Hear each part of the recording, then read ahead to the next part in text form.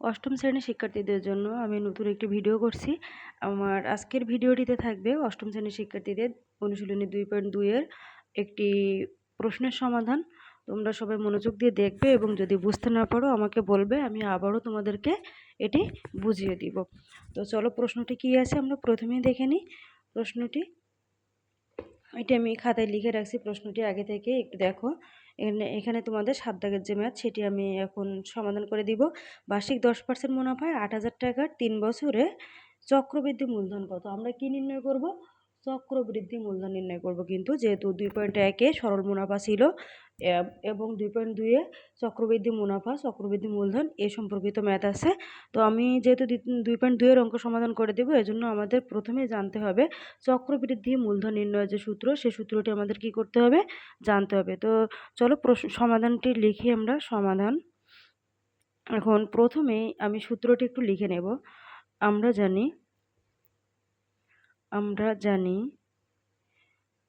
জানি সি কিন্তু চক্রবৃদ্ধি কি? মূলধন। তাহলে চক্রবৃদ্ধি মূলধন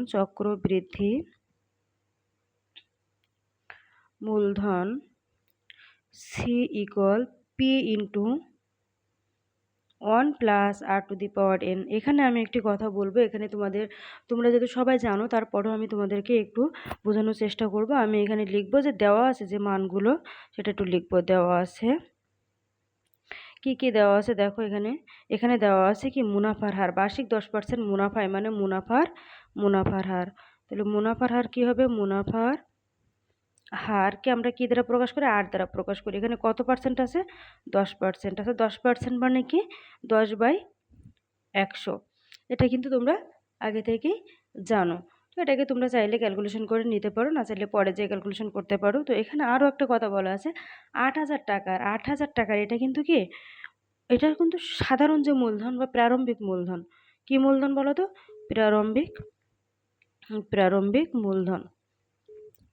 প্রারম্ভিক মূলধন পি সমান কত? 8,000 টাকা। 8,000 টাকা। এখানে বছর কত বলা আছে? 3 বছর। বছর মানে কি? সময়কে কে দ্বারা প্রকাশ করতে হয়? সময়কে এন দ্বারা প্রকাশ করতে হয়, তোমরা সবাই জানো। তারপরেও আরেকবার জেনে নাও। তাহলে সময় এন সমান কত বছর? 3 বছর। এখন আমাদের যেটা নির্ণয় করতে হবে সেটা কি? চক্রবৃদ্ধি মূলধন। তো সি সমান হট, এটা কি করতে হবে? আমাদের নির্ণয় করতে হবে। মানে চক্রবৃদ্ধি মূলধন,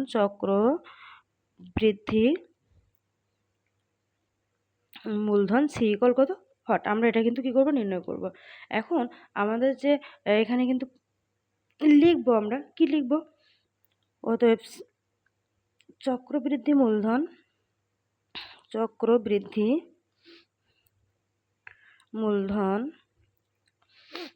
সি ইকুয়াল পি ইন্টু 1 +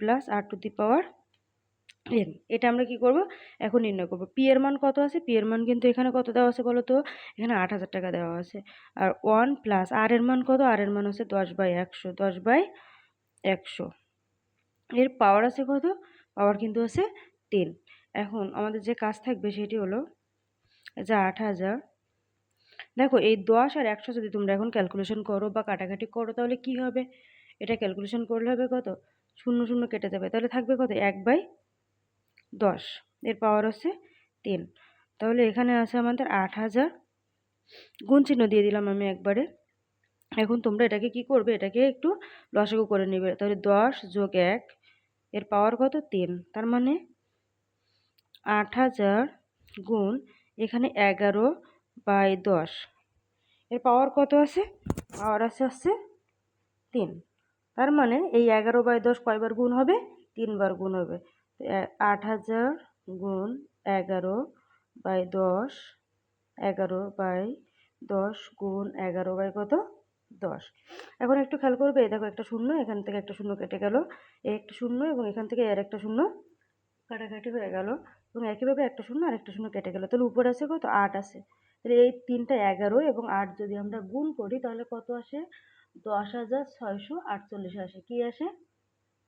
10,648।